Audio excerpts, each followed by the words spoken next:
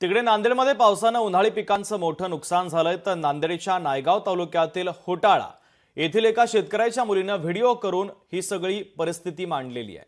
हा व्हिडिओ आमदार राजेश पवार यांनी पाहिल्यानंतर प्रशासनातील अधिकाऱ्यांना सोबत घेत त्यांनी होटाळा गाव गाठलं। चिमुकलीने आमदारांसमोर पावसामुळे शेतात पेरलेल्या भुईमुग शेंगांना मोड आल्यामुळे संपूर्ण भुईमुग नष्ट झाल्याची कैफियत मांडली। यानंतर आमदार राजेश पवार यांनी या परिसरातील नुकसानग्रस्त शेतकऱ्यांचे पंचनामे करण्याचे आदेश संबंधित प्रशासनाला दिलेले आहेत।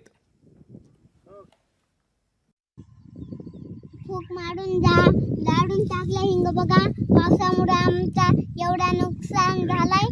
हिंग बघा मोड फुटले तर हिंग बघा झाडून टाकल्या।